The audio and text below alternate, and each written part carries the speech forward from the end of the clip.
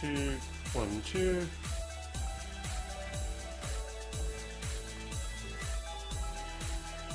Hello, 1, 2. 1 and 2. Hello, 1 and 2. 1 and 2. Hello, 1 and 2. So I can be heard now. Hello. Okay. All right. Well, where am I starting from? So yeah, welcome back, everybody. Thank you for joining us.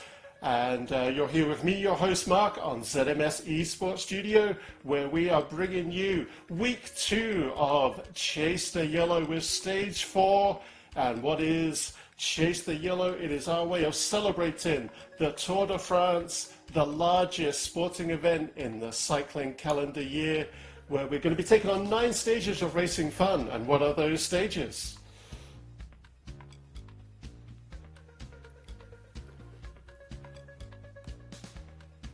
So we've taken on stages 1 through 3 in week 1, and now in beginning week 2 we are beginning with Sustones today, and then stage 5 Thursday with Albertville to Chelles-les-Hauts. Stage 6 will be Mont-Ventoux, stage 7 Seyon, stage 8 Montvenier, stage 9 Versailles to Paris. But let's take a closer look at stage 4, where we begin today. So we are taking on the route that sees us finish in the picturesque rural city of Sustones, and that is a cumulative distance of 50 kilometers, so quite a long one today. Relative flats where we're going to see lots of opportunities for sprinters to come to the fore, with only a relative climb of 151 meters.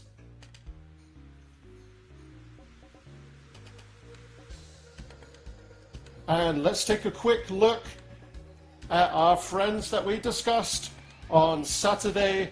Dave, Stu, and GT, familiar names to anybody who rides and races the Love Triple T or Love Team Time Trials series, as well as React e-cycling race series. And there you can see them celebrating with a few of those wonderful French beers in Morzine, France, at the finish line of L'Etape, which I believe just means the stage, which everybody can race. So wonderful effort, guys. Congratulations on that. I'm sure we're all envious. And so let's take a look at the general classification. In other words, the cumulative results so far, beginning with men's GC. Jonathan Orr really took the top spot in that final race there on Saturday. And that was the very big climb that we had there with 50 minutes and 10 seconds. Casper Hederdam took the second place with 49 minutes and 46 seconds. Bear in mind that this is cumulative time over our stages so far. So with a 3-second lead, cumulative, Jonathan Orr is at 2 hours, 33 minutes and 43 seconds. Igor Kopse did one fantastic effort there, 52 minutes, 21 seconds on stage 3, with a cumulative time so far of 2 hours, 36 minutes, 3 seconds. Then Said Keradine had 2 hours, 37 minutes, 13 seconds cumulative. And Bo Duke, one of the strongest riders out of Australia so far. And we have 2 hours, 38 minutes, 48 seconds. And how about the women's GC? So for the top 5 again, we have Kat Coleman has jumped all the way to the top. Cumulative time so far, 3 hours, 26 minutes, 45 seconds. 51 seconds behind is Melissa Fanning, 3 hours, 27 minutes, 37 seconds. So Michelle Williams, again, it's all Sprattys Koalas for the top 4 here. That's 1 minute 53 seconds behind Kat Coleman with 3 hours, 28 minutes and 38 seconds. Wendy Gallagher, aka Wendy Wonder Wheels, with 3 hours, 53 minutes and 55 seconds. And Judy Frankel with 4 hours, 18 and 26 seconds, placing her 51 minutes and 40 seconds behind. But with all this said, where do the teams currently stand? Well, Race 3R has jumped straight to the top there with a very impressive cumulative team time, and I should just let you know this is cumulative team time, counting last rider across the line. So that comes to 7 hours, 54 minutes and 51 seconds cumulative time. Cadel Sharks, 8 hours and 58 seconds, placing them 6 minutes and 6 seconds behind. Razio Racing are rounding out our top three with 8 hours, 7 minutes and 55 seconds, placing them 13 minutes, 3 seconds behind Race 3R. Moon Riders, 8 hours, 23 minutes and 40 seconds for 28 minutes and 48 seconds behind. E-Cycle Club Denmark Team 1, 8 hours, 39 minutes and 4 seconds, placing them 44 minutes and 13 seconds behind Race 3R. So that's where we stand with stage 3. But how will stage 4 substance change everything? I will hedge a bet that it's going to change everything, that if team tactics come to the fore, if we see the domestiques pulling for the sprinters, really giving that draft benefit to our sprinters and really coordinating with the sprinters of when to place in those big attacks, we may see some upsets today. But with that said, let's jump on over to that start line with just 15 seconds to go. So we have here our live time, Northern Hemisphere, to the center left of your screen. Center right, we have time slot 1, which is the Southern Hemisphere, Australia, and people that otherwise cannot make our live time. So we're off here. Very impressive push at the front there on the Australia contingent. I can see Igor Kopse's name right at the front of this stage on the live Northern Hemisphere time.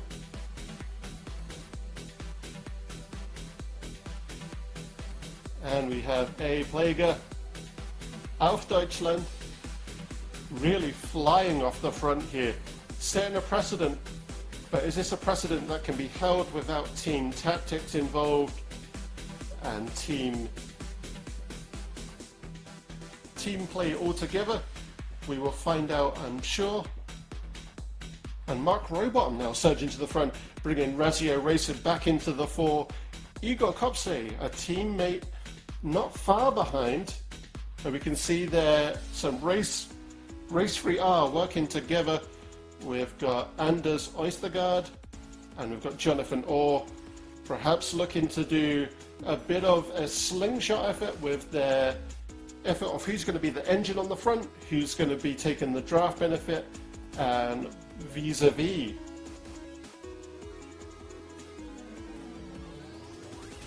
And Race 3R are comprised of Jonathan Orr, who we saw there in the top spot for men's GC.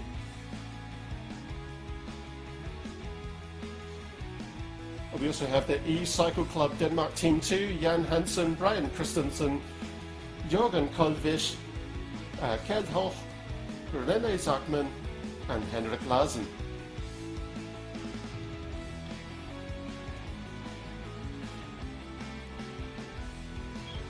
As well as Razio Racing, where Mark Rowbottom is taking the front here.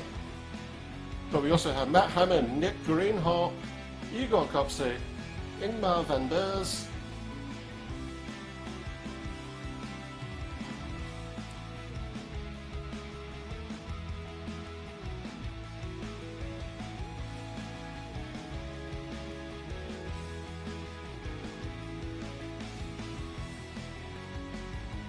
and we've got Alex Plager here, still taking a very strong effort on the front. If you wish to follow along with what the effort coming out of each rider is, you can do so by looking at the color-coded bar beneath their name tags.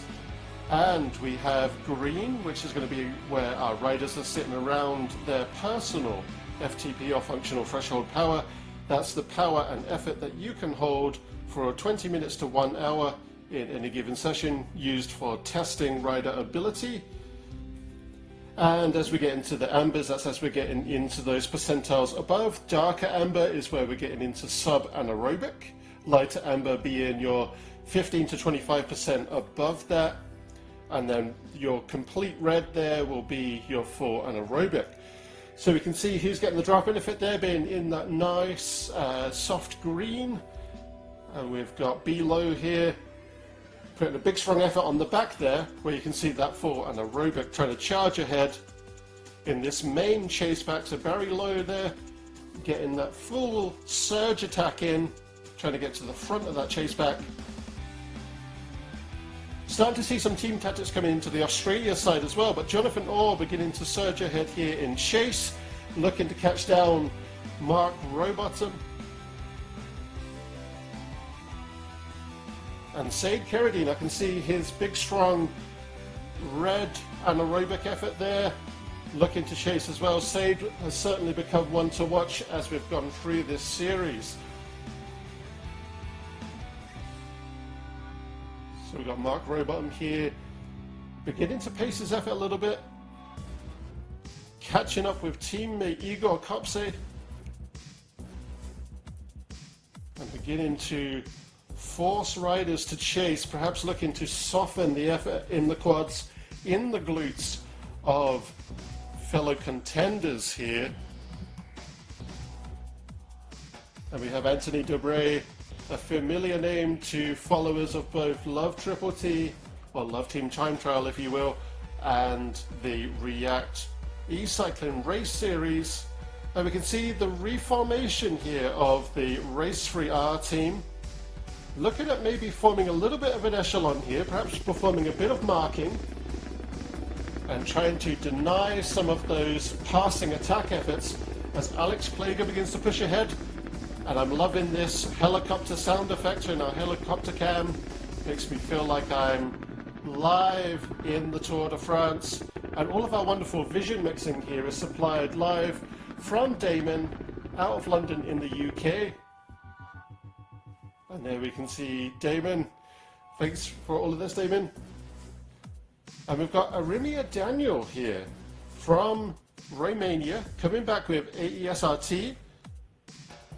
I believe that may be a team tag held over from a previous race series.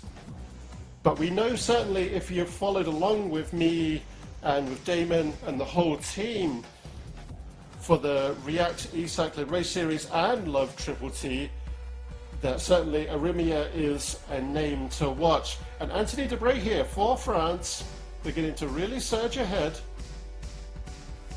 and really put in some solid effort. Now, it looks like Race 3R are doing some crossroad marking there, looking to perhaps engulf Anthony Debray. And we can see Ben Kirk here, no holder. And who is this on the front? Of course, it is Bo Duke, really surging ahead here. So with our various teams from RGT Australia, we have Cadel Sharks, Bo Duke, obviously one of the star riders there, Ben Kirk, Chris Morgan, Luke Webster, Noel Holder, and Tristan Dimmock. We saw some very powerful attacks from Tristan Dimmock in the previous race, and we can see that he's right in the fore here, right in the race, and right there with fellow teammate Bo Duke. And it's beginning to look like a pace line here, like a Triple T or a team time trial effort. And again, maybe this is concurrent with what happened in stage 2. Maybe we're beginning to see that team lines and team formations are going out the window for allegiance of holding on the front. So Skippy Anderson is Scott Francis, David Bors, Ash Yelland, David Newton, David Daly, all the Davids, and Mark Wardrop. And so we've got Chris Morgan there taking the front. And again, yeah, it appears that there are allegiances across team lines that, of course, will entirely go out the window once we get into the sprint efforts for the finish line. But it's interesting to see this happen. It's interesting to see that this has happened twice now in the Southern Hemisphere races. And it's interesting to see if this will continue or if we'll begin to see more of traditional team tactics coming in. And we can see here on the Northern Hemisphere side of the race, the live race on the left-hand side of the screen here, that Jonathan Orr has certainly surged ahead. And we're beginning to see this pacing, that someone will do a big impressive attack on the front, hold that for quite a while, and then begin to pace as Mark Rowbottom is now doing behind, perhaps beginning to get out of his pacing and beginning to attack again. But certainly with Igor Kopse in the 4 with Mark Rowbottom, maybe we'll see some slingshotting, some taking turns as the engine on the front, giving some draft benefit maybe.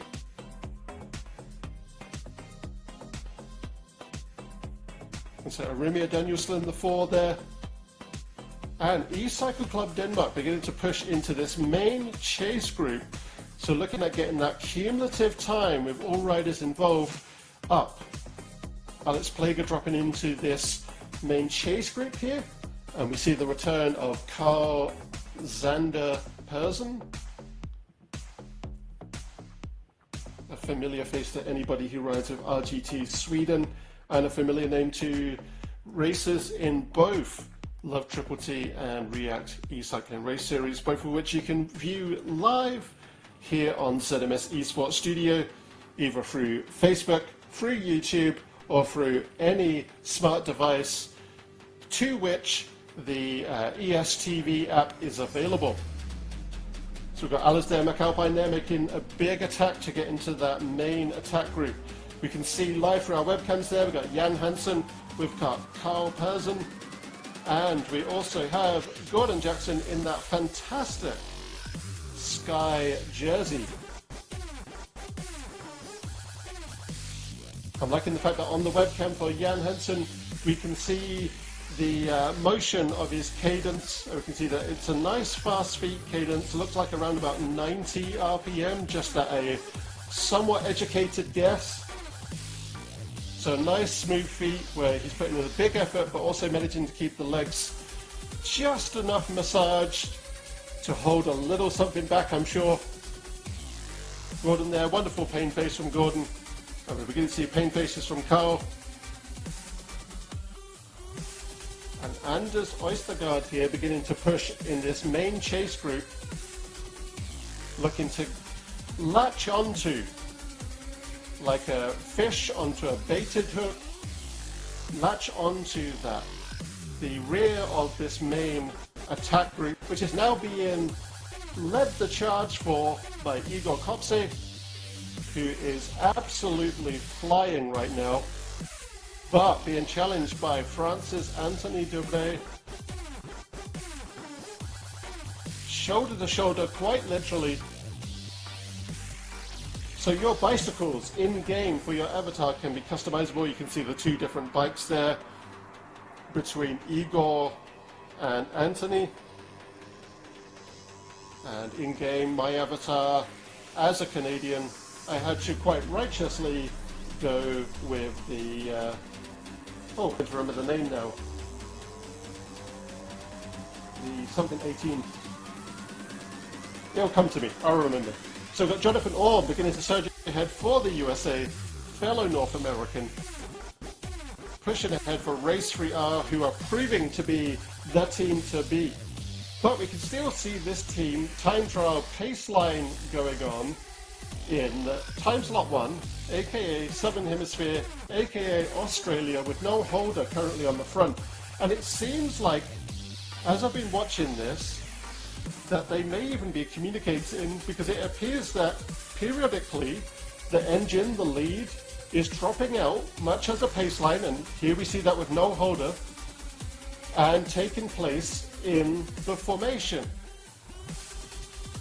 So again, it really does appear to me, and I may be wrong, but it does appear to me that this is a communicated effort in this race where team tactics were being brought to the fore and really pushed ahead. So Tristan Dimmock there, again, looking to latch on, to use that metaphor once again, like a fish onto a baited hook, to the main attack group. No holder pressing to keep up. So that's a wonderful effort from everyone involved there.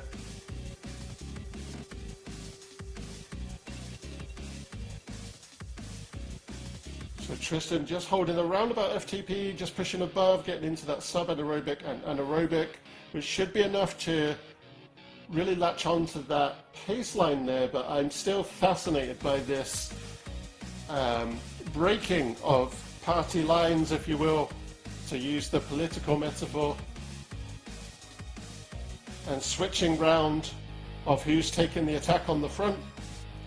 But the question will ultimately come in of when will the allegiance fall asunder, and when will we see the big sprinters come to the fore. And we've got Lorenzo Simons in there as well. You just saw his name on screen, taking quite up close to the front of that pace line, and he is joined by Daniel Schusch, Francois Icard, Mike Wareham, Wouter Claus, and Joe Rowe. And I will avert your eyes to the top center of your screen. You can see the two gold and black checkered flags. You can see live on the left-hand side of that. On the right-hand side, TS1, which is time slot 1, aka Southern Hemisphere or Australia. And you can see that they are dangerously close in the distance remaining. If this is your first time joining us, I will let you know that that is cumulative distance remaining, counting down to 0. 0 being the finish line, of course. And so keep an eye on that, as it's been getting impressively close, with even Australia taking the lead. It began with the Northern Hemisphere side taking the lead on who was ahead. So both races, again, if this is your first time joining us, are going to be amalgamated into one results table, so they're not two different results, and it is based on time. We have Jonathan Orr bringing along teammate Said Carradine here, and it looks like beginning to perhaps form a little bit of their own little pace line. Anthony Debray latching on, looking to push ahead. Igor Kopse using a little bit of that draft benefit to slingshot forward. And I can't help but wonder if maybe Igor is looking to pace himself, press on the gas, put in some big attacks to lure his rivals into chasing, and perhaps lure them into cooking their cardio effort a little bit ahead of time. And here we can see some of our wonderful E-Cycle Club Denmark friends joining us. E-Cycle Club Denmark have partnered with us on Chase the Yellow, and thank you for doing so. But we've certainly seen their efforts creeping up in this, and we've got Jan Hansen, Brian Christensen, Jørgen Koldvig, we've got Kjeld Hoch, Ryan Zachman, and Henrik Larsen. And that was Team 2, but what about E-Cycle Club Denmark Team 1? We have Nicky Haugaard, Kurt Pedersen, we have Erasmus Feldball, and we have Kasper Hedderdam, who has been putting in a phenomenal effort. And you can see Kasper here, he is now in this much smaller chase group that is catching on to that now even smaller attack group on the front. And he's rounding out our 5th position here in the race. But Kasper has certainly been one to watch. Very, very powerful attacks from Kasper. But Mark Rowbottom is certainly looking like he's in a position to spot Kasper and to maybe press on the gas a little bit. So certainly at the moment we're not seeing the team tactics come into play to really save the effort of the sprinters and put them in the place for attack. But will we, as the race continues? We have Arimia Daniel here, and we have Alex Plager taking some of that draft benefit for Rezio Racing. Jan Vanner there for Moonriders.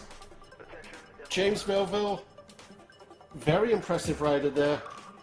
Certainly very good at pacing, and we certainly saw that on the climb on Saturday. And we have two rival Scandinavians here, trying to get draft benefit from each other, trying to move across the road to deny draft benefit. Denmark and Sweden, oh, they're always at it. Anders Østergaard and Carl. Again, on our webcams here, top left to bottom right, we have Gordon Jackson, we have Jan Hansen, and then we have Carl Zander Pazon. And Carl looks like he's putting in a lower cadence, so in a much higher tension gear, and really kind of pushing through that chain tension, whereas we can see Jan Hansen's keeping a really nicely paced fast feet, looking around about 90.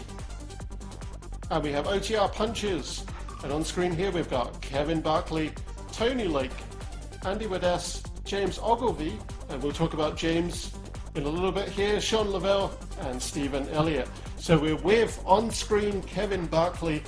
He's putting on a phenomenal effort there, really pushing hard. OTR Spartans, another OTR team. We've got Jonathan Bird, Peter Austin, Gordon Jackson, who we just saw on the webcam there, Richard Wagstaff, Robin Sanderson, and Shane Blackmore.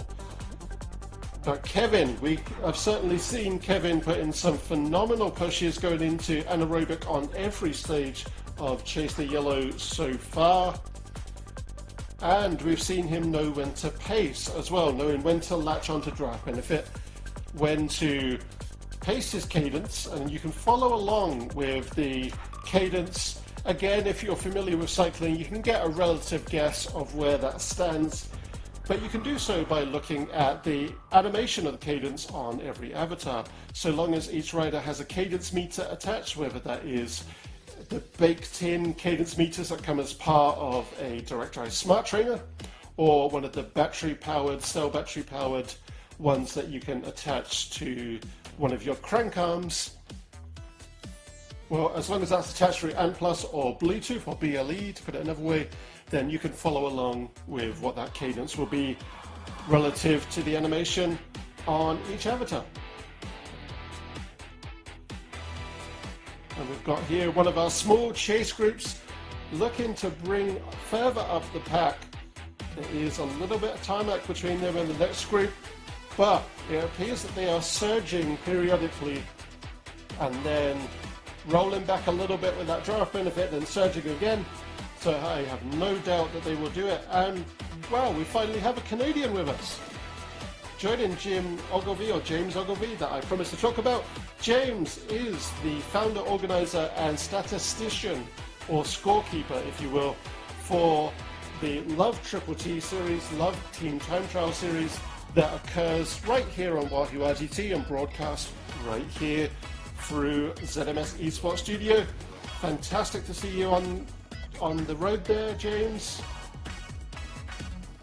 And R. Hamilton. And Ryan Hamilton. I'm fascinated to see Ryan here, and very, very warm welcome to a fellow Canadian, which, okay guys, I have to discuss this. I normally say at the start of each race, drop in the comments, who's your rider that you're hedging your bets on in this stage, who's the rider that you're hedging your bets on in the whole tour, the whole Chase the Yellow tour. But then I also ask you to drop in the comments, who are you hedging your bets on any given stage of the Tour de France. And you've probably heard me talk about Michael Woods, and I was talking about how, well, he's 37, maybe his goose is cooked, maybe his time is in the rearview window, because the Tour de France is largely a 20-something game. Well, I'm sure you saw the results from stage 9 as much as I did. He only went and won the stage, and I was talking about how he's a powerful climber, and that really came out in the wash as well. And we saw that, and you can see it actually. He interviewed after that and said that he was actually unaware that he had pushed to the front of the race. He had no idea that Jorgensen was the lead.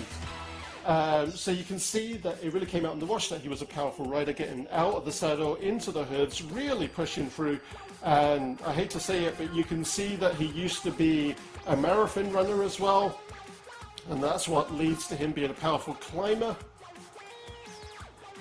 And he just nailed it. You can see that Jorgensen's goose was cooked, his cardio effort was cooked, and he was just trying to get through the climb at that point. But wowee, like a missile, Michael Woods comes along did it for Canada, becoming only the third Canadian in Tour de France history to win a stage, the first being David Bauer, and the second was only last year with Michael Woods' teammate, Hugo Houle. Wonderful, wonderful win. I couldn't believe it. It was fantastic. Anyway, we have Jonathan Orr taking the lead here, followed by teammate Said Carradine in the Northern Hemisphere side, but in the Southern Hemisphere side of this race, I'm still blown away looking at this. The paceline effort that is still ongoing and still very much appears to be a cross-team affiliation. I'm sure fellow teammates further back in the race do not mind, because either way, one of their teammates is going to be taking the top spot and going to get a good placement. Lorenzo Simon's taking the lead there for Moonriders for Belgium, but he appears to be dropping back actually, and again, it really does look like a team time trial effort, and would appear to be communicated as well. We've got Vincent Taylor there from the UK.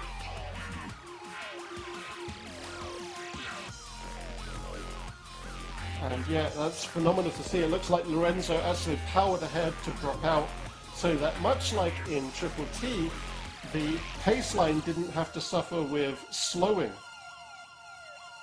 That would be a tactic to stop any involuntary crashes. Not that there is such a thing as voluntary crashes in Team Time Trial. Jonathan Orr keeping really well paced there. Anthony Debray has now become the metaphorical fish, looking to catch the baited hook, which is that big attack team, or very small attack team now, on the front. Oh, my apologies, he's actually surging ahead. I was under the belief that Said and Jonathan were at the front there. So, Anthony Debray really surging ahead. Very impressive to see, as I know from having commentated on Love Triple T and on the React eCycling Race Series, that Anthony certainly has the legs in him for this. But is he putting in an attack that will surely have to be softened to save cardio effort? That is entirely possible. And we can see from the top center of our screen, if we just take a look at the cumulative distance remaining, that the Australia contingent is getting ahead with that pace line right now.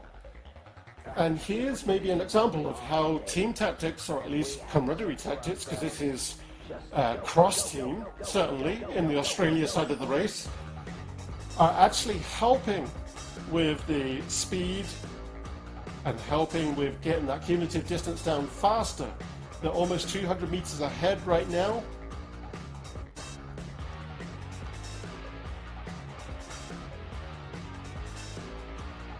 And Lorenzo Simon taking it easy with some drop benefit at the back there. Bo Duke just in front.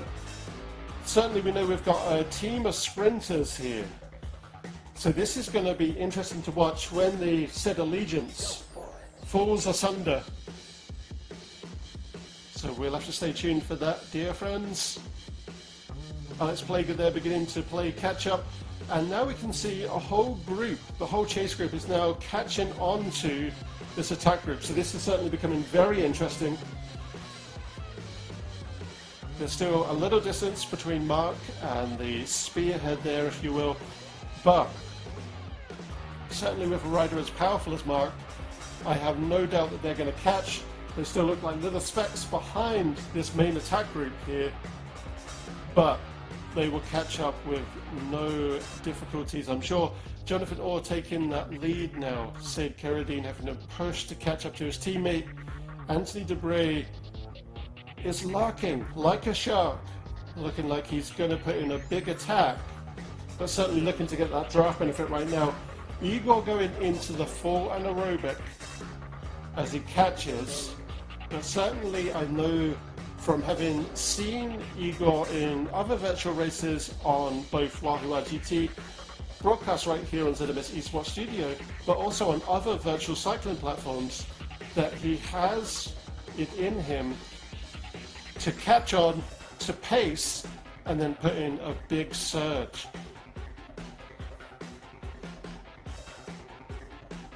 So we've got Mark Rowbottom here.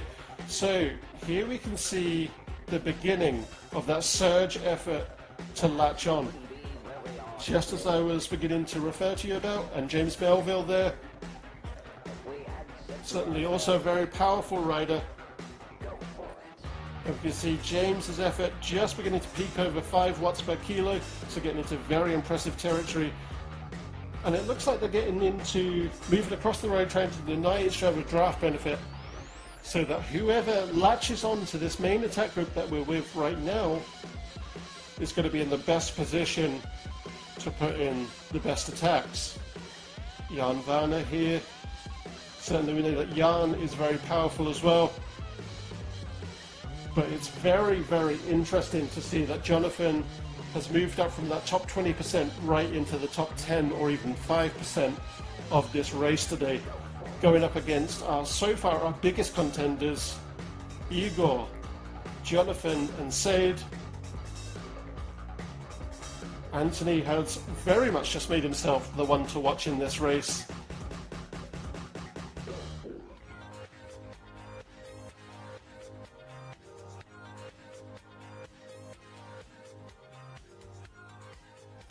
So Jonathan beginning to pace that effort out, getting into that light amber that we spoke about earlier. But Mark Rowbottom starting to really press on the gas, looking to catch up with teammate Igor Kopse to bring that cumulative time up.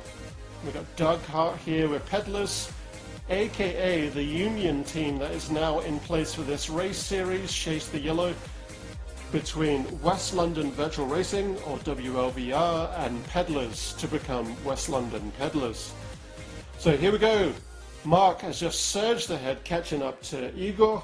And speaking of West London Peddlers, we've got Dave Morrison, who we saw at the start of today's broadcast, who has just completed the L'Etape, or the stage, to put it in English, with fellow teammates Stu and GT. We've got Christophe Quentin, Tobias or Toby Bjork, Felix Castro, Michael Surge, and we've got Jürgen Janssens as well.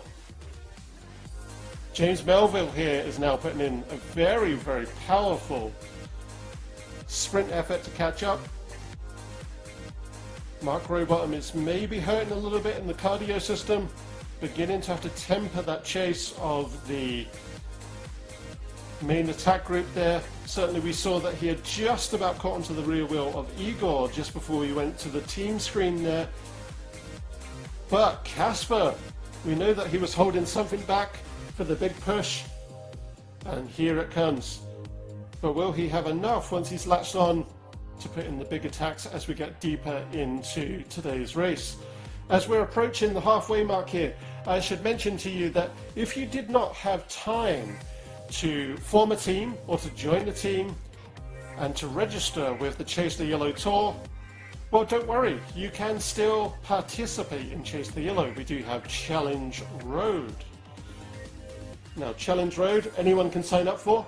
It is based on the principle of individual time trial, or ITT. So in other words, fastest time wins. We will have a general classification, which you'll often see us turn into an acronym of GC, and it is a brutal road. So this is certainly one for all skill levels, but certainly the climbers will excel in this, as it has an accumulative and almost constant, and I really do mean that, climb of 2 kilometers of elevation gain.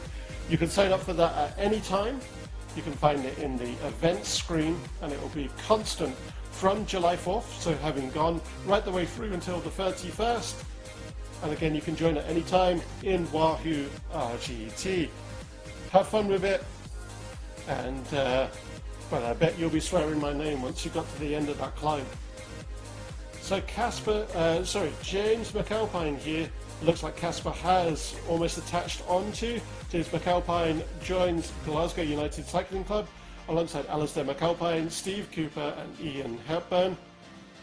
And Alistair here, along with teammate James. It looks like they're getting back into some team tactics, maybe looking at giving each other a bit of draft benefit.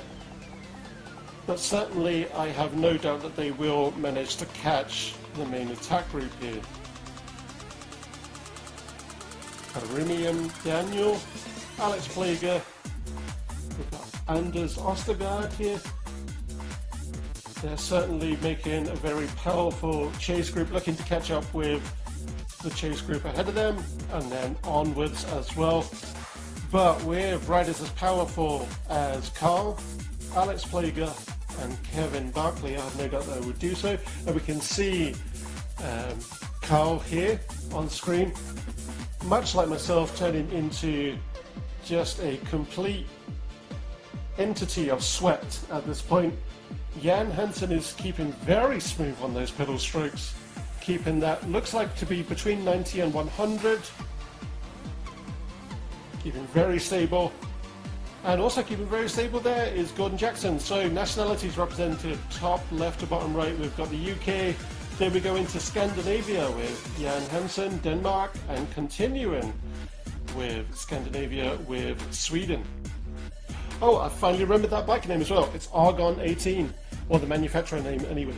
So that is the bike that my avatar has in Wahoo RGT, and you can customize that with a wide variety in game for your avatar of different manufacturers and bikes.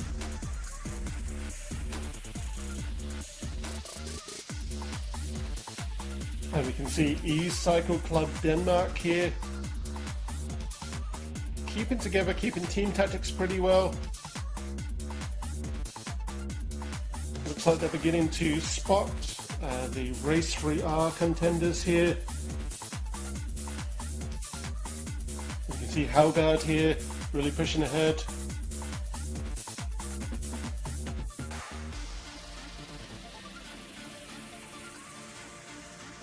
So Nicky Haugaard, Kurt Pedersen, Rasmus Feldbard, and Kasper ahead of them, who is now flying up ahead, making E-Cycle Club Denmark Team 1 very proud, I'm sure.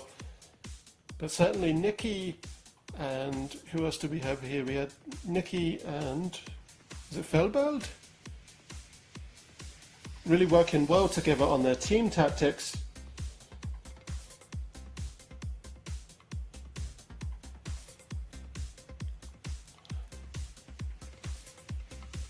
So Tony Lake and Peter Austin, and that was OTR Spartans, I believe.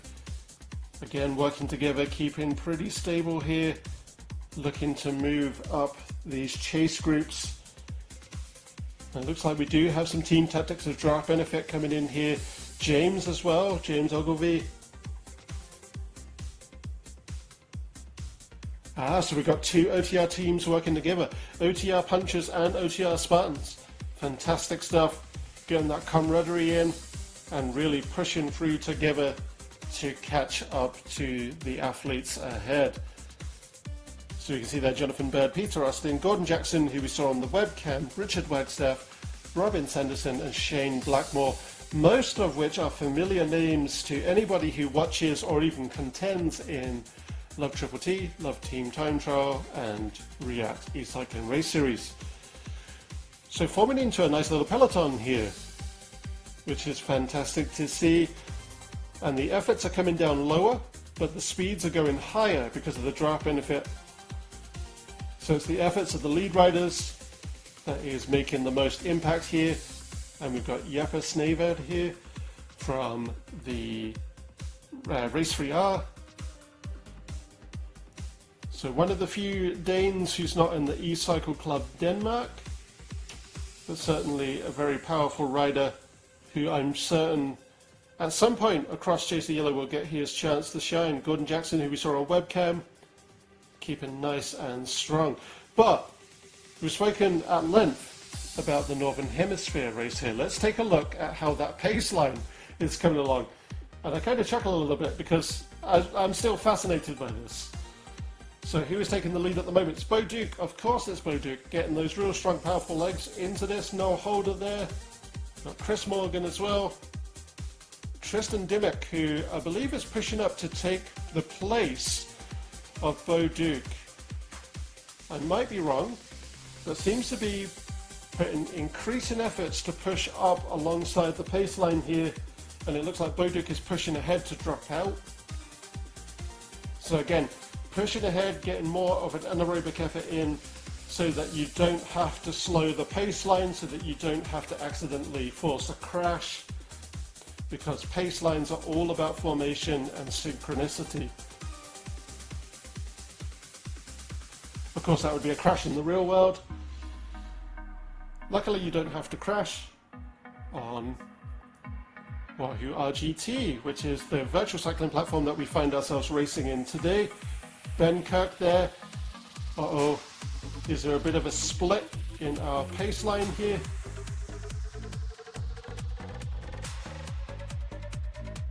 It looks like our pace line is beginning to stretch out a little bit, but I have no doubt they'll manage to get it back together. So we can see the unbridled camaraderie that apparently Australians have as they work together here. But can the same be said for Northern Hemisphere? Who do we have on the lead right now? So we do have teammates together here. We've got Said Carradine and Jonathan Orr. Anthony Debray putting in a good effort. Certainly it appears that Anthony and Igor are placing their bets on spotting with with Jonathan and Said. So joining Jonathan Orr and Said Carradine, we have Jan Werner, Evan Oystensen, we have Anders Oystergaard and Jakob Snevert, who we saw earlier.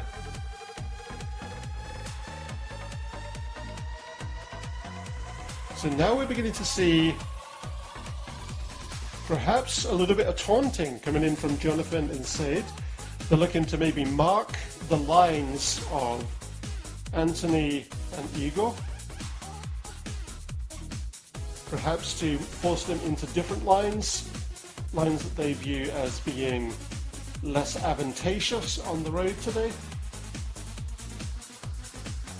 So Carradine beginning to push ahead, getting teammate Jonathan behind him. So they're taking what would be the opposite of apex, the convex of the road there. Razio Racing, of which Igor is currently the lead, is joined by Matt Hammond, Nick Greenhall, and Ingmar van Bers, Mark Robon, and Andrei Krakowski. So Jonathan is in that second position there. Said still taking the lead. Now, are we seeing the formation of a pace line? Have, perhaps if they can hear commentary today, has the lead group here decided that perhaps a temporary allegiance might also be one that is advantageous to them? I'm actually not certain. Now, Boduk taking the lead for what we know, or are pretty certain, is a pace line now on the Australia side of the race. They have just over 20 kilometers remaining. So they are still pushing ahead. It's almost 300 meters ahead on the Australia side. So again, that pace line is really bringing that cumulative time down for the lead, for the attack group there, or the lead out, as you may call it.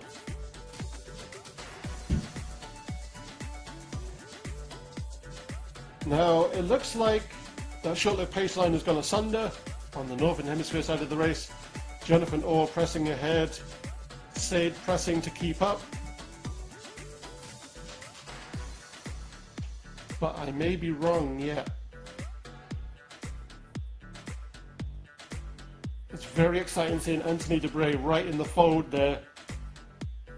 And I wonder if we will see him have enough legs, enough cardio left to put in a big attack as we get toward the end of today's race. I can see on the webcam here, people are beginning to look nice and comfortable as they're finding their pace within the race here. Gordon beginning to look like he's getting back into that VO2, dropping back down from shallow broughs. Jan Hansen making it look easy there, all arguably photogenic. And then Carl is becoming the me, if you will. And what I mean by that is he's beginning to look a little bit red like a beetroot, like myself. But often I do find that I look at Kyle and find that maybe he could go one gear lower down and focus a little bit less on the high tension gears.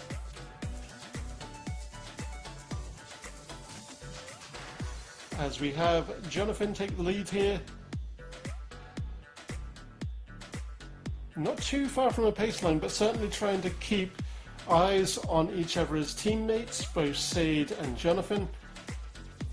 Igor staying nice and well tempered there in the back. Maybe getting to a point where he knows to pace, knows to perhaps recover a little bit that cardio, knows to perhaps massage those legs, as we can see the RPM or the cadence becoming a little bit higher and faster. And Casper here, he has certainly been the rider that has dogged Igor, Jonathan and the like. But will he catch on to this effort here? We can see him just in that middle distance behind there. But has he got enough to catch up? And then will he have enough cardio remaining to then put in a big attack? So we can see that that chase group is separated there. Arimia Daniel taking this now third chase group into this main chase position, looking to catch up with riders ahead. Arimia there keeping in the kind of sub-anaerobic, probably about 25% over FTP. Lower cadence, so high tension gear, perhaps in the place where the legs are as massaged out as they can be from a higher cadence, and then looking to really press on the gas right now to give those muscles the exercise they need, both between the massaging and that kind of higher tension effort. So it does appear that on the Australia side of the race that the pace line that was giving me much enjoyment there has begun to strung out a bit. We can see that No Holder is falling back, and as I say that, as though to disregard my words, it looks like the pace line is reforming. Bo Duke in the third place position there, but certainly we've not lost No Holder.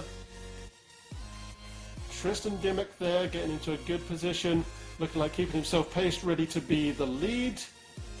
And it looks like they're doing an effort of first man becomes last man, then second man becomes first man, moving up the pace line.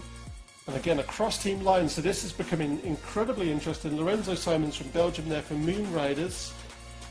We've seen Lorenzo become more and more impressive across the Chase the Yellow Tour. And, well, in the comments, guys, who are your hedging your bets on? Once this allegiance falls apart, once this sprint has to come to the fore, once our lead sprinters here have been working together, have to put in their individual attacks, who are you placing your bets on the Australia side of the race? I genuinely don't know as I'm watching this. This went at an earlier time and has been recorded, as you can see by the word replay, but I genuinely do not know who took it on the Australia side of the race. And I don't know, because of course the Northern Hemisphere side is live, who is going to take it overall. Certainly at the moment, the Australia side, with their draft benefit effort with a pace line, is certainly making them faster. They're now almost half a kilometre ahead. Sade Carradine is currently taking the lead on the Northern Hemisphere side, but now they're beginning to confuse your beloved commentator here by forming a pace line of their own. And I genuinely cannot tell if they have maybe heard the commentary, if any of them are listening live, and have genuinely decided to work together, knowing that they can save a little bit of sprint effort by doing so, or if this is just something that formed. And yeah, now we can see that they're beginning to a little bit of tactics coming in from Sade and Jonathan here, and get a little bit aggressive again, what they may call locomotive in the Tour de France, where it looks like Jonathan and Sade are trying to force Anthony and Igor into different lines. Whether or not that will work for very long, I don't know. So Bo Duke there becoming last man, or dropping back to last man in the pace line on the Australia side of the race. Jonathan Orr keeping on great guns there. How is Casper getting along on that massive chase effort he's putting on to chase up to our... So still an expansive road surrounding Casper. Oh, but we can see them ahead of Casper, and that distance is dwarfing all the time. He is like a hungry man in need of a meal, just eating, devouring the tarmac between them. And it looks like in no time at all, Casper is going to latch onto that spearhead, the lead out up ahead.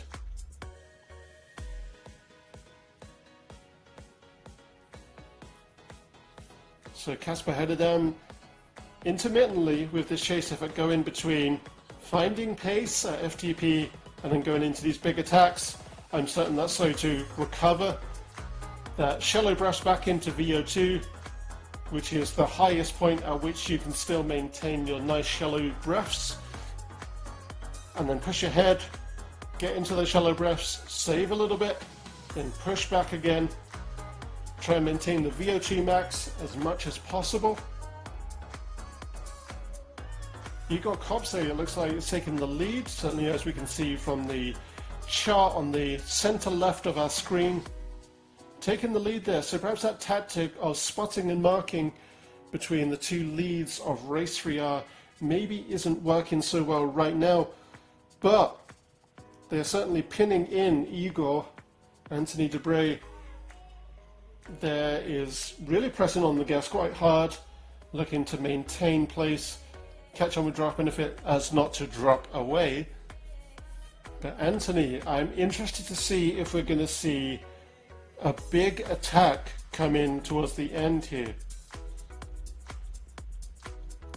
Now it looks like trying to keep eyes on each other and fellow contenders, often moving shoulder to shoulder, side by side, Sade and Jonathan, trying to move and deny some draft benefit, but also it looks like trying to force different lines and different points of attack for Jonathan and Igor.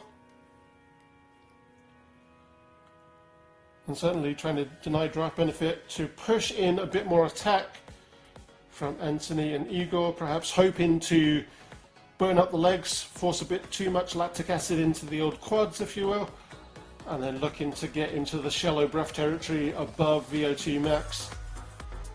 But will that pay off? We will find out very shortly, I'm sure. We're getting into one of the highest climbs of this relative flat course now. And will that separate our riders out? Most of the riders up the front there are our rollers or all-rounders. Casper maybe leaning a little bit more to sprint, but certainly a roller as well, as we've seen from stage 1, 2 and 3. Certainly we saw that in stage 3 in the big climb there in Alpe d'Huez, as we broke through to what would be the little ski village of Alpe d'Huez at the top there of Mont Blanc or Pic Blanc.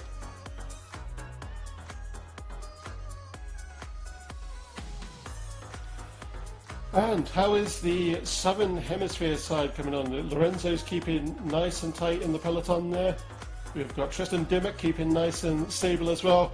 And I am still absolutely amused and entertained, but thrilled, absolutely thrilled this pace line effort.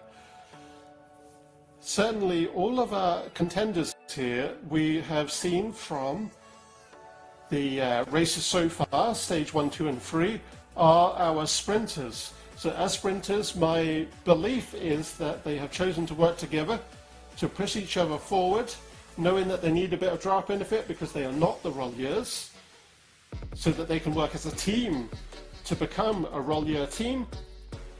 And then once the allegiance falls asunder, once they all have to put in their individual sprints, that is when we will see who is the most powerful sprinter of this team. So we saw Tristan Dimmock there of Cadel Sharks, but he is joined by Ben Kirk, who is also in the fold here with him, Bo Duke, who is also in the fold there as well. We've got Luke Webster, Noel Holder, who just fell off the back there, and we also have Chris Morgan. But Lorenzo Simons is one of the cross-team contenders there. So certainly we're seeing some camaraderie coming into the fold here, but that is slowly becoming the Cadell Sharks team. But Lorenzo Simons is of Moon Riders, joined by Daniel Shush, as well as Francois Icard, Mike Wareham, Walter Claus, and Joe Rowe. So it does appear that we have missed a point at which some riders have fallen off of that pace line, and it is slowly becoming actually the Cadell Sharks pace line. So maybe not so much of allegiance as Cadell Sharks joined by Lorenzo Simons. And it's interesting that they have chosen a pace line as a team, Cadell Sharks, as much as they could have chosen to do an echelon, maybe as almost like a, what do they call that in paintballing, like protect the president, where you form across your sprinter. But they've chosen a pace line, which is fantastic to see. These are all athletes who take part in the Love Triple T or Love Team Time Trial race series right here on both Wahoo RGT, but also broadcast live through ZMS Esports Studio. Bo Duke taking the lead right now, putting in some very strong effort. But a bit of a stretch out here on our pace line, certainly as Tristan is pushing to keep up.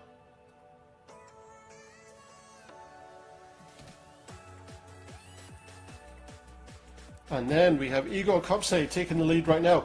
But we're seeing this tactic come back in again and again with Race 3R, looking to divide Igor and Anthony, looking to force them into contention with one another. While a bit of a slingshot effort for Engine and Drafty takes place at the front between the two Race 3R contenders. And that's right, we have Stage 5 on the 13th of July. So Thursday, same time, in whatever your time zone is that you're watching from, and that is Albertville to Charlotte.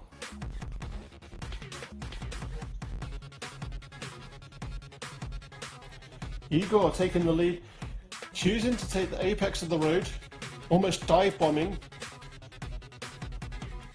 on the inside of our Race 3R contenders, bringing Anthony Debray with him, and he's pacing just beneath an aerobic. And this is where you can really tell that Igor is a former UCI Gran Fondo champion, because he can really pace at a very specific effort. Anthony Debray beginning to put in a bit of a surge, beginning to push ahead, and I am fascinated to see what Anthony is holding back. I'm hoping that he hasn't put everything into holding with the group, and that we will see a sprint effort from him, a big attack for that finish line. So Carl there beginning to really become, much like myself, a bit of a head sweater there, keeping with that high tension gear effort, I would assume, in the big chain ring. I'm wondering if maybe Carl needs to maybe pace a little bit, get into a little bit of a lower tension gear. But look at that almost photogenic cadence from Jan Hansen, making it look like an art that has met a science. And Gordon Jackson looking very well paced.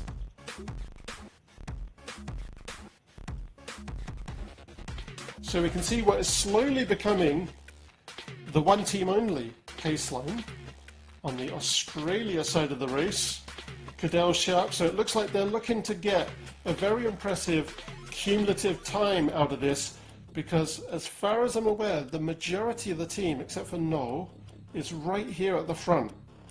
And Noel is not far behind. So we may see a big upset in the Team GC come out of this. Most of the contenders in this team are sprinters, and they've chosen to work together to make that more of a rallier effort from the draft benefit. But there is an ace in the hole here for Moon Riders, which is Lorenzo Simons.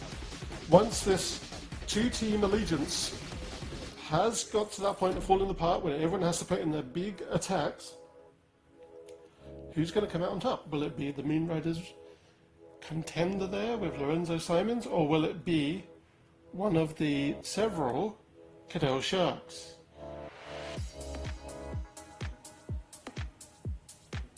So certainly we can see as riders are getting more tired, pushing ahead because that time on the front is becoming shorter and shorter.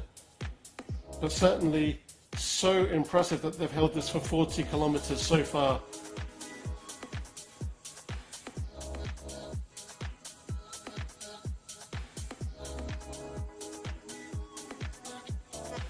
And my apologies about my audio difficulties at the start of today's broadcast. To make up for missing the team recap, once we have finished today's race, we'll go over the teams once again, and we'll run through who the teams are. And maybe that'll be a little bit more beneficial to you because you've seen the contenders live and you can put names to faces, faces to names.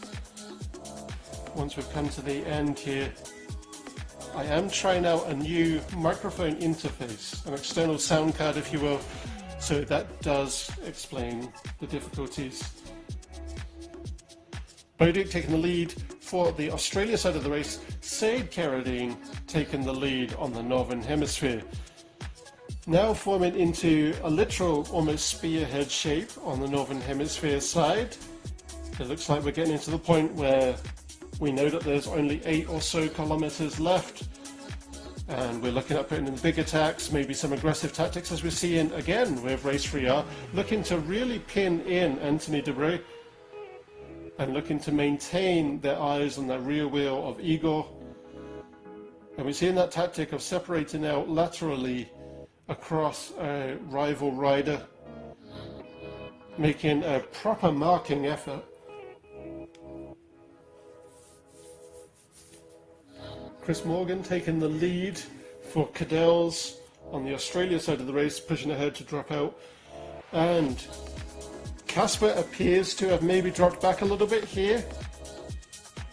And that appears to be that maybe that chase effort had to be very hard. He was in what we've discussed on previous stages. Apparently the French call la chasse patate, or the potato chase, which is that unenviable position of being between groups where you're out on the tarmac just by yourself and having to push ahead, no draft benefit, no aid from team members, and just really gunning it through those crank arms, through the chain tension. And maybe cooked a bit of the cardio effort here, but let's see what can happen here. Maybe Casper can look at working with the rest of the chase group. Seems as he is such a powerful rider, and really perhaps pulling this chase group along. And we can see their fellow powerful Scandinavian Carl, who we saw on the webcam, on the bottom center or bottom right, if you will, of that webcam formation. Getting some draft benefit with Casper.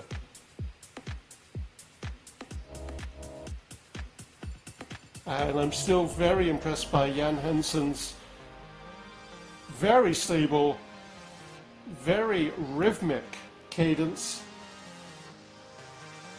So Lorenzo Simons is still the goose amongst the chickens there in that little pace line on the Australia side of the race. And again, that pace line has really helped the Australia lead be ahead of the Northern Hemisphere lead this time. Again, half a kilometre, now a solid half kilometre in it, with Chris Morgan taking that lead.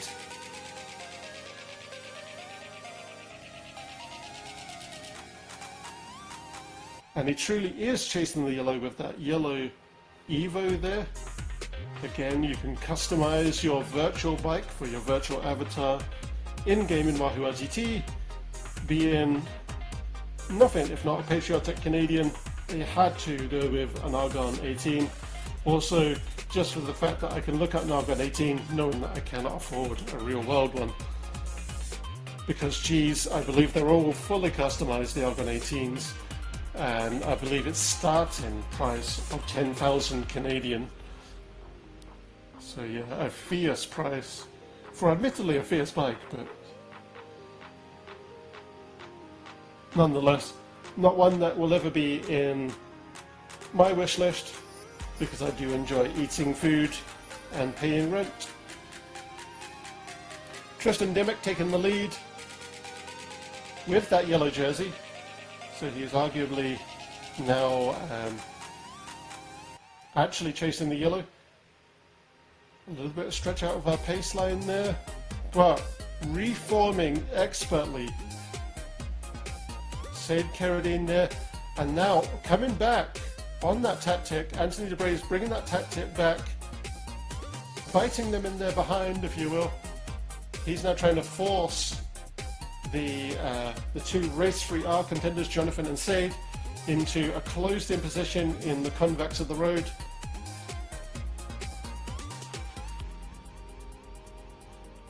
But while that jostling for position, that combative, is coming into play there behind, that time is being used expertly by Said to push ahead.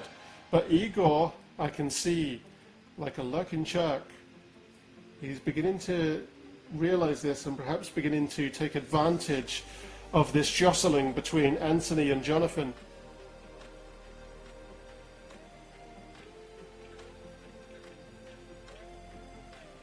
But now reformed expertly. This chase group, they're falling a little bit behind, but expertly reforming as a bunch. We've got James Melville in the fold there, Casper Hederdam, who has been in the top 3, even top 5 over the past 3 stages, winning stage 3. Erimium Daniel, if you've not checked out any of Love Team Time Trial or the React eCycling Race Series, I'd recommend that once you finish with today's race, go ahead and check it out and see Erimium's racing tactics and just how powerful Erimium is. James Melville getting to the anaerobic there, pushing ahead to join teammate Kevin Barkley. Oh, sorry, Alistair McAlpine.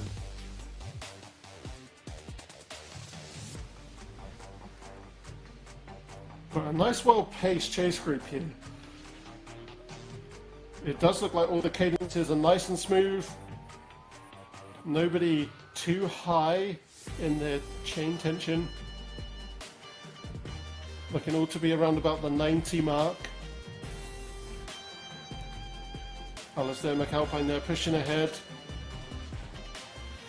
So at sub 5Ks left with 3.5 for Australia, 4.25 Northern Hemisphere. So now they're my apologies. Now they're beginning to close that down to 1 kilometer ahead for the Australia side of the race. So you can see how that team tactic has really made them faster with that draft benefit.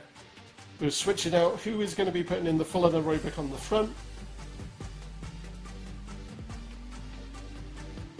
Tristan Dimmock currently taking the lead, and he truly is chasing the yellow with that yellow jersey there. Okay, now we're beginning to see this breakout of a pace line, and I think our Cadel Sharks here, as sprinters, are trying to set a standard, knowing that they have a wolf amongst the sheep here. Lorenzo Simons, perhaps they're trying to set a standard of a few kilometer attack with a little bit of a sprint involved. And just as I say that, they're reforming into a little bunchy, not quite a peloton. Ben Kirk here looking like he's needing to chase to catch up.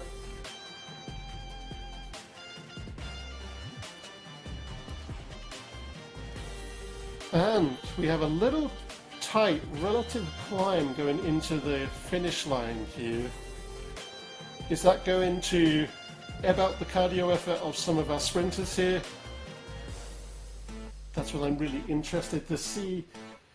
Tristan Dimmock beginning to push ahead. I can't quite figure out here if they're still working together, if this is still a pace line, or if they're beginning to get into individual attack mode. So they're around about 2.25 left for the Australia side. Looks like Said Carradine on the front here, followed very, very closely by Igor. Now this is anybody's game on the Northern Hemisphere side. Well, it is on the Australia side too. But certainly we've seen a lot more combative tactics coming in.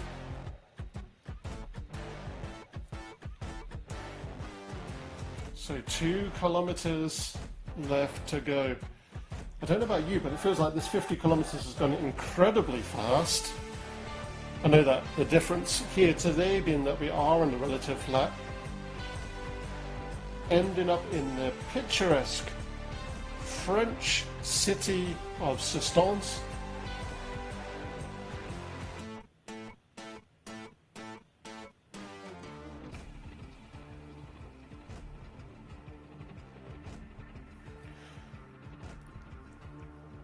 Igor Kopse is really flying now on that Northern Hemisphere side, and I mean really flying.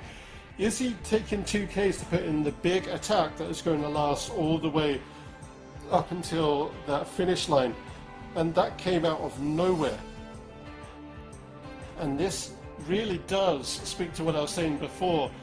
Igor was pacing that whole time, and all he needed was a big attack to gain ground. But we know that Jonathan Orr as a Rallier can kind of do the same thing. And we're certainly seeing some very, very powerful efforts here today on road. But Igor is beginning to really open up what he's got in his legs, what he's got in his heart, what he's got in his lungs. Leaving it all on the tarmac, going above 5 watts per kilo there. Gaining what appears to be 70 meters on Jonathan. Chris Morgan is at the front of this pace line, so it does seem to be that they're still pacing, getting sub 1 kilometer. The standard has been 500 meters. Oh, and I should warn you that yes, we had no Flamme Rouge today, or 1 kilometer remaining marker, so that has already passed us by. And I didn't get to use my, I guess, increasing French knowledge over this tenure of being a commentator on ZMS Esports Studio, because I didn't get to say Flamme Rouge. The Red Flame, I'd love to know why it's called the Red Flame.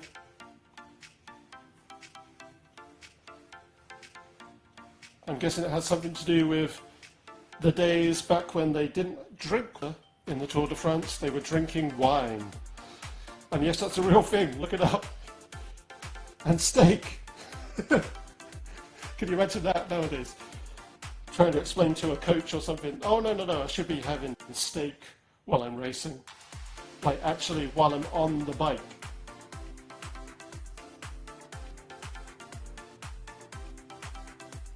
So, now we're getting into the big attacks, the big sprints. Lorenzo there is in the fold with our Cadel Sharks friends. Oh, that is so close to call between Boduc and whoever secure the bag is. But Lorenzo right in the fold there. Ben Kirk has fallen back a little bit.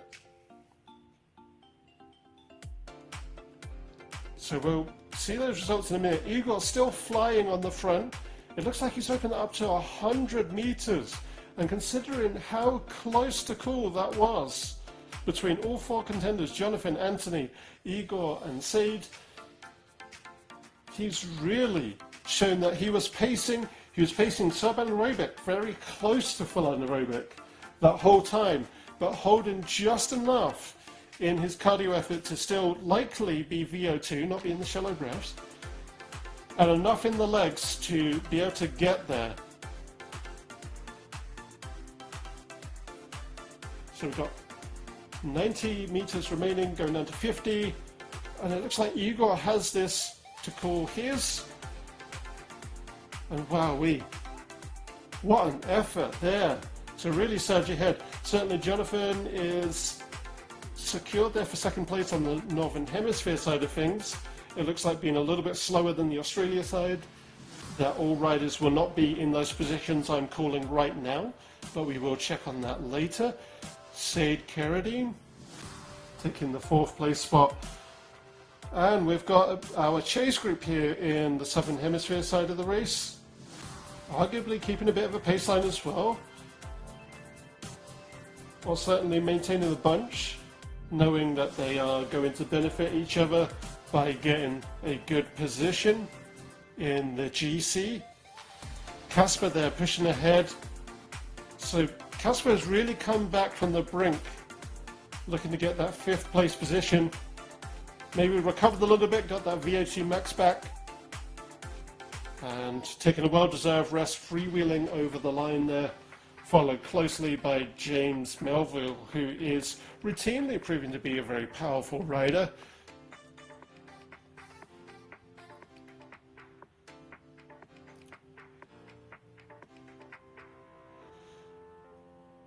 Kevin Barkley there, putting in a very solid effort across this race. Well done, Kevin, and well done everybody on road today. This is a phenomenal effort from everybody. What I really love about Chase the Yellow is that we have riders of varying levels, because of course our stages are obviously shorter than Tour de France stages, so that we can include contenders of all different effort levels and all different fitness levels as well, different abilities, whether they're rollers, sprinters, climbers, and we're certainly seeing those efforts come out in the wash. And we saw some upsets today, which I was hoping to get to talk about, hoping that we'd get to talk about this being a sprinters race today. And it certainly looks like we'll get to discuss that when we jump over soon to general classification, or GC, in other words results. Noel Holder there, who unfortunately fell off at that pace line with his teammates, looking to come in for a good position nonetheless. So Cadel Sharks are going to be fierce in the team GC, that much is for certain.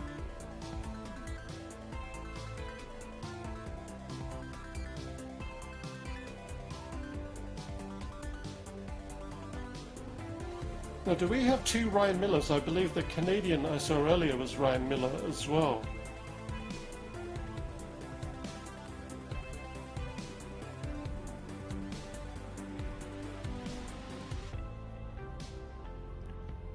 Alistair McAlpine on the front of our chase effort in the Northern Hemisphere side of the race. This group staying very tight together on the Southern Hemisphere side. We've got Ben Kirk taking the lead there right now. Noel Holder latched onto the back.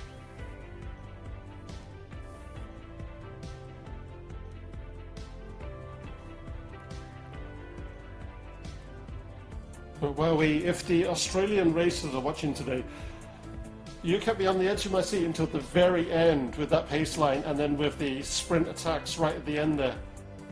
And you even paced up those sprints. I believe in an effort to maybe keep a little bit of uncertainty in the mind of Lorenzo Simons. But wow, that was phenomenal. Some great tactics there with marking and spotting between Jonathan and Said. A little bit aggressive, but I guess that's the name of the game at the end of the day.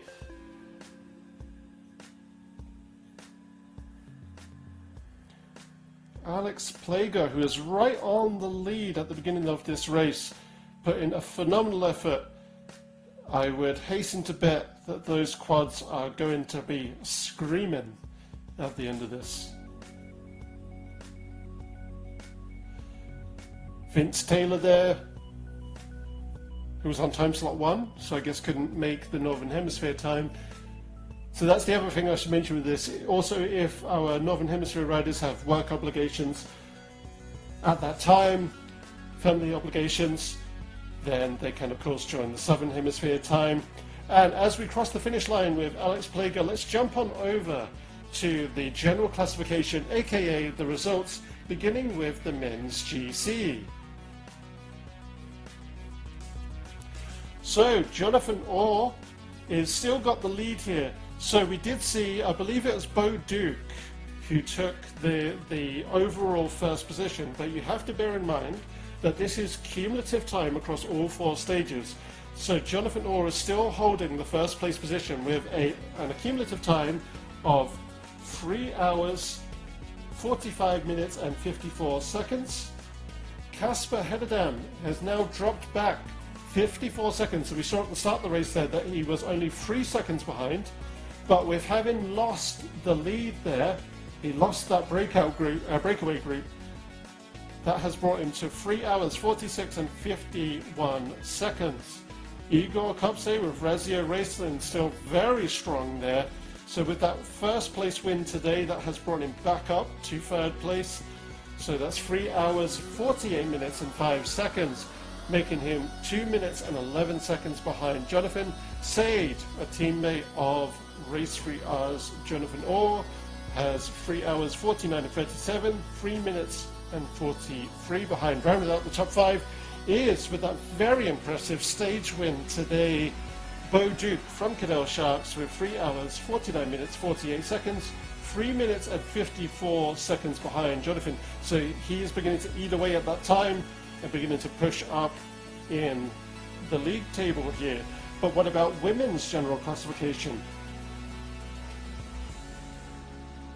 So Kat Coleman holding very strong at the first place position with 4 hours, 50 minutes, 13 seconds. Michelle Williams still holding on to second place as well. And again, it's all top 5 now, all Spraxis Koalas, but Michelle Williams, the teammate, is 4 hours, 52 minutes and 8 seconds, 1 minute 55 behind Kat Coleman.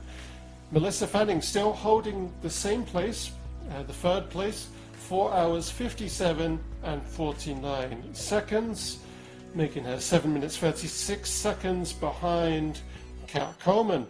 Wendy Gallagher, aka Wendy Wonderwheels, is 5 hours, 27 minutes and 24 seconds, 37 minutes and 11 seconds behind Kat Coleman.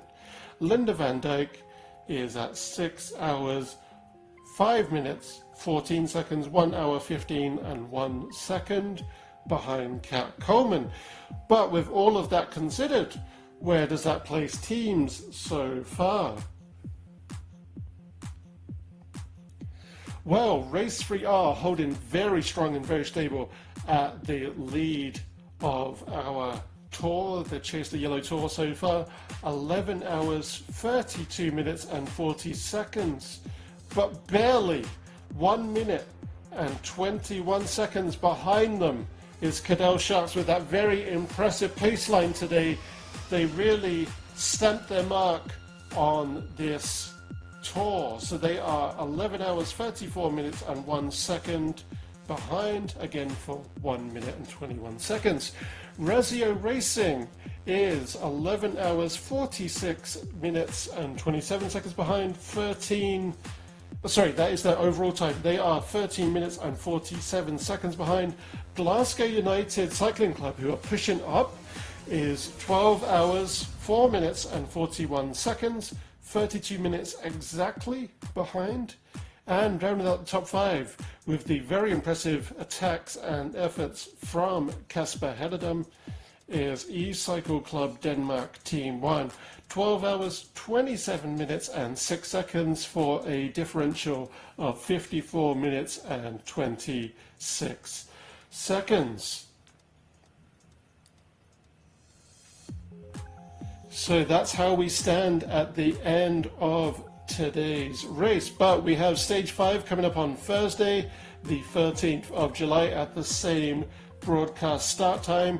Albertville to Chelles-le-Haut, and that is 37.7 kilometers with an elevation gain of 328 meters. So a kind of a mixed bag here. Not really a sprinter's race, but they won't be out of the fold for sure. It's actually maybe the rollers day, maybe climbers arguably, but we will certainly see maybe some more upsets once again because of the mixed terrain, the mixed bag, if you will. So join us there. That will be, I'm hoping, a hell of a lot of fun. Well, thank you for joining us today. It's been an absolute privilege to bring this to you. My apologies once again about the audio difficulties at the start of today's race. But my name has been Mark. You've been a wonderful audience. and we hope to see you on Thursday. Otherwise, have a wonderful day.